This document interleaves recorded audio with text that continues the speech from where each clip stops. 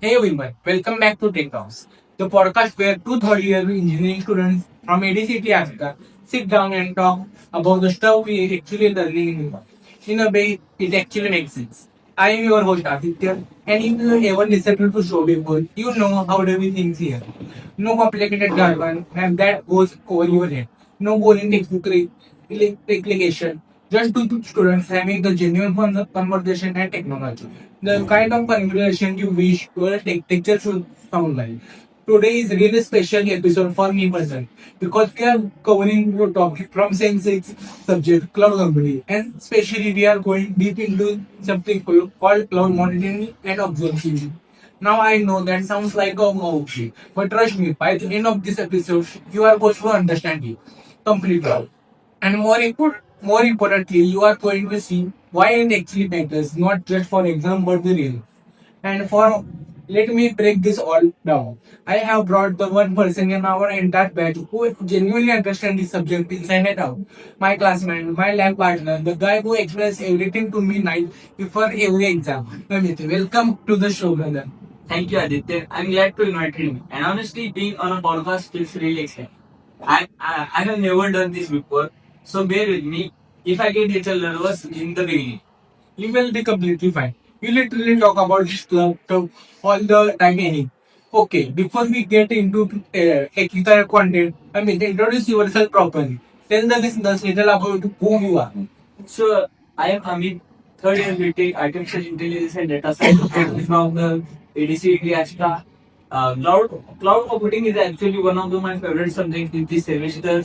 I know people say it just sounds good, but generally it means. The reason I enjoy it so much because cloud is the foundation for everything else sits on. Machine learning models runs on the cloud, big data pipelines run on the cloud, mobile app backend run on the cloud. When you understand cloud properly, it like understanding the engine of entire modern technology world. That is such a way to put it. And that is exactly the spirit of today's conversation. So let's just get it straight into it. Alright, let's start from the very beginning because we have discussed movement from first year or second year, and they have not studied this subject yet. So tell us what actually is cloud computing in simple words. So, okay, the official definition comes from the organization called NIST, the National Institute of Standards and Technology, and they define cloud computing model that allows you to access computing resources like servers, storage, network, software over the internet on demand without needing to manage the physical hardware yourself. But if you had to explain it someone with zero technical background, I would have to say, imagine you need a car. You have two options. Whether you want to buy it or you pay upfront cost. You maintain, you pay for the insurance, parking, repairs. And option two, use cab services like Uber, Ola or Uber. You pay only when you need it a ride. You don't own anything. You just uh, use it when you require. Cloud computing is a Ola and Uber for computing. Instead of buying your own server storage, you rent it there from the providers like Amazon, Google, Microsoft, and you pay only for what you use. Oh, that is such a good analogy. I actually never thought in that way. And inside gives you five key characters that define cloud computing. These are really important for our exam as well. So listen carefully. The first one, on-demand self-services. This means you can provision your services, a new server, more storage without calling any or falling from. You just log into portal like click few buttons. Within minutes you have what you need and no waiting approvals. So it is like food ordering food on Swiggy instead of calling the restaurant. You just do it yourself instantly.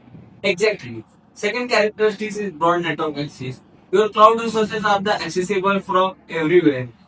So any device, as long as you internet from your laptop at home, college, or your phone at home, it does not matter. Third is resource pooling. Cloud providers serves thousands of customers from the same shared pool of hardware that dynamically allocate resources based on demand and feels like you have unlimited capacity under the undernet resources are being efficiently shared. Kind of how hospital makes books for 200 students using only one kit. Perfect example for rapid elasticity. You can scale your resources up or down allow instantly. Let's say you are running a student app. During exam session, thousands of students suddenly use it. You need more server. Without cloud, you can increase it, with the help of cloud. You can increase it capacity in the minutes and then scale it back down after the exam. You pay only when the extra capacity during the peak time. That would save so much money compared to owning servers permanently. Absolutely. The fixed characteristics is measured with services. Everything you use, track the and bill. Storage, compute, bandwidth, all metered, right? Your electricity bill. You pay for exactly what consumes. And this is actually where monitoring becomes super important. Because if you are not watching your usage closely, your bill can become shockingly high without you realizing. Okay, I also want to ask about service model because our syllabus covers IWA, IS, PAS, SAS. Can you explain those simply? Yes, and these are the best understand through the food analogy. Imagine you want pizza, as known as infrastructure as a service. It is like getting fully equipped kitchen, the oven. There are all the things like the space is there, but you have to buy ingredients. So for cooking, server, it yourself. AWS EC2, where you rent virtual machine, is a classic as example. Second one is the PaaS, known as platform as a service. It's like a ready-made dough toppings kit. Something else did ingredients sourcing and preparing. You just assemble and bake. You focus on the app, not just infrastructure.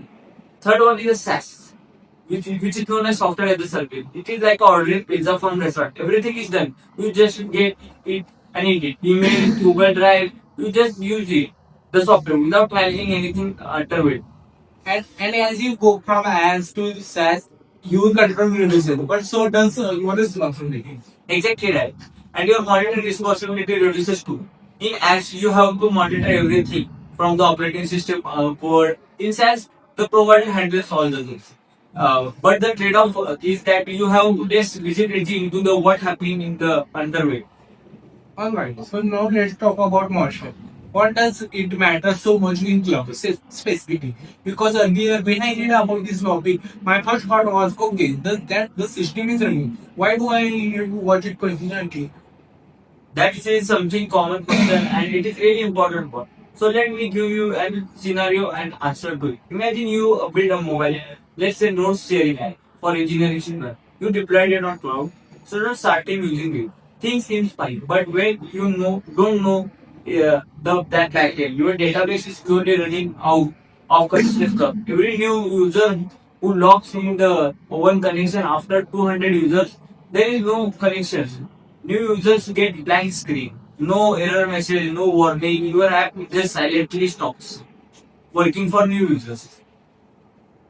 And you would not even know until someone complained. Exactly. And by the time someone complained, maybe 500 people already bad experience. That is what happened without monitoring. Cloud system can fail silently. A server can crash and automatically restart. And if you are not watching, you might never know what happened until you restart to stop working and everything goes down. So monitoring is basically were earlier warning system. It is your eyes and ears inside the system. There are five main reasons monitoring is absolutely critical in the cloud. One, performance. You need to know your system is fast, available for at all times. Second, cost control. Cloud billing is spiral out of control if you have not unused the resources running. Wanted help you catch this result. Third is the security. Usual unusual patterns in network traffic or user activity can first sign and cyber attack. Data breaches monitoring catches those only. Fourth, productivity problem solving. Instead of finding out your system is break when users complain, good monitoring alerts you before the problem even reaches to the users. Fifth one is a SLA complaint. SLA stands for Service Level Agreement. It is basically promising you make to your users about uptime. If you have promised a 99.99% availability, you need to data proven your delivery to it So it is not just technical; it is also business and legal. completely. And that's why companies invest so seriously in monitoring infrastructure. Now I want to get into core technical concept. Our notes mentioned something called three pillars of observability, and there is also difference between monitoring and observability. Can you explain both? Great question. So monitoring and observability sound similar, but they are different. Monitoring tells you that something is wrong, like car dashboard that shows a red warning light. You know there is a one problem. Observability tells you why something is wrong, like having machine who can look under the hood, the diagnose the exact issue. You are not just seeing the symptoms; you are understanding the root causes. An observable system is one of the built in a way that you can ask questions about internal behavior just by looking at the data in the produces from the outside. Even the question you didn't think to ask when you built it. Oh, so observability is a property of how you design the system. Exactly. And observability is a built on three pillars: matrices, log, and traces. Let's go through each one. Start with the matrices. Matrices are the numerical measurements that are recorded over time. Simple example: CPU usage is currently at 78%. Memory usage 60%, and the application is handling 150 requests per second. Response time is 230 milliseconds. Matrices are the small, lightweight pieces of data that are easy to store, fast and query. They are perfect for drawing graphs and setting up Talana. If CPU crosses 99%, sends an alert. If response time crosses 5 seconds, notify them. Tools like Amazon CloudWatch, Datadog are the great at collecting visualizing matrices. The real power of a mattress is in the trace. One data point means a lot, nothing. But if you have thousands of data points collected over a week, you can see that every Thursday afternoon the memory uses clients, which tells you something is happening on the Thursday that needs to be visited. The trend spotting aspect is really good. What about logs? Logs are like a detailed diary of everything that what happened in your city. Every event gets recorded with a timestamp. For example, with ID for thousands of 20, one log is at 2 at 2:30 p.m. Payment request received at 2:30.05. Database query failed at 2:30.0 seconds. Timeout after 3 seconds. Log gives you full story. What happened in sequence, when something goes wrong, you go look the logs, trace the chain and of the events, relate out to the problem. The challenges with the logs is that shared volume. From medium-sized application can generate millions of log lines every single hour. You need to specialize your tools to store and search them efficiently. The elite stack stands for elite Elasticsearch, Logstash, and is the popular open source solution for the uh, for this. And the third pillar, traces. I have heard this term, but I honestly never fully understood.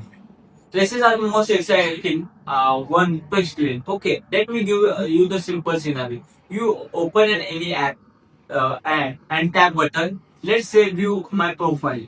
That's one tap triggers a chain of action behind the scenes. Your request goes to the API gateway. From there, you go to the authentication services, which checks your login. Then you the database to fetch your details. Then your profile image services to get your photo. Then back to the API gateway, which assemble everything and sends to the university. The entire journey across multiple services is for distributed requests. And traces is the record that follows that single request and is traveled through every single one of those services, recording exactly how long each step took. So if loading the profile is slow, the traces show you exactly which step was the bottleneck. Precisely. Maybe the API gateway took 5 milliseconds, authentication took a millisecond, but the profile image in service took 800 milliseconds. Found it. That is your problem. Without tracing in a complex system with 20 services, finding that bottleneck would be like searching one of specific person in the entire city with no GPS. And all three together, patterns, logs, and traces, you complete observability. Think of it like this. Matrices tells you what is happening. Logs tells you what happened in detail. Andres tell you where it happened in the system. Together they give you a full picture. Okay, that diagram is genuine one. One of the clearest explanation I have ever heard. Now, our course notes also cover something called four golden signals from the Google's thesaurus. What are those? The four golden signals is this is a one of the important framework in all the cloud engineers. It comes from Google site Reality Engineering Book, which essentially a Bible for anyone working in a large system. The idea is simple. If you can only monitor four things about your system, monitor these four, they give you most complete picture of your system health. Signal one latency.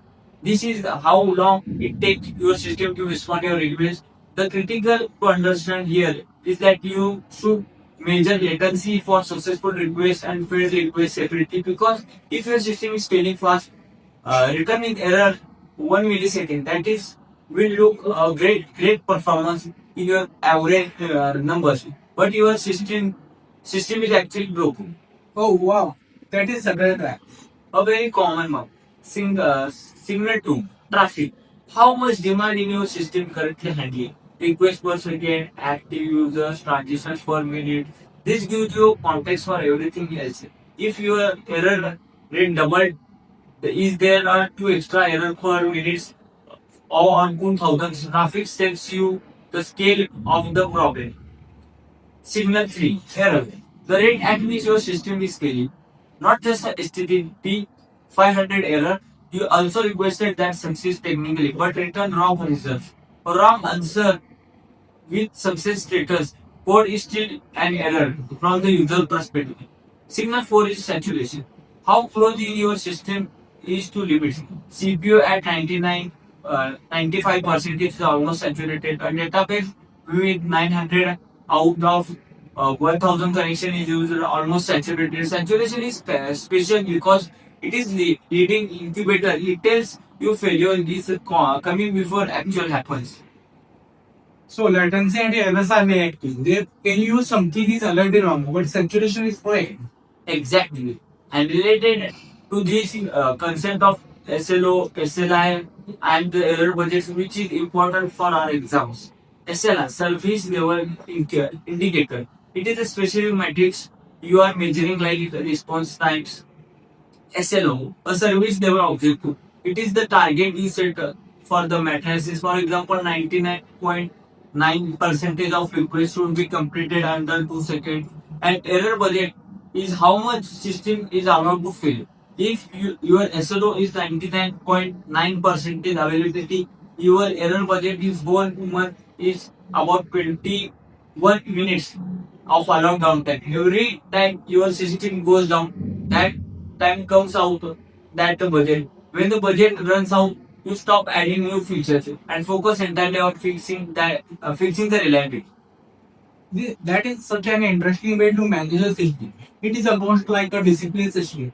That's exactly what it is. It is a healthy balance between shipping a new feature and keeping system stable. Well said. Alright everyone, this is wrap up for episode 12 of Tech Talkies. If you found today's episode useful, please share it with your classmate who is also preparing for their cloud computing exam. It is genuinely helpful show to do. Thank you, Aditya. I really enjoy, and everyone listening, whether you are a fellow third year student or junior engineer or just someone curious about how technology works, I hope this made cloud monitoring feels a little scary and lot more interesting.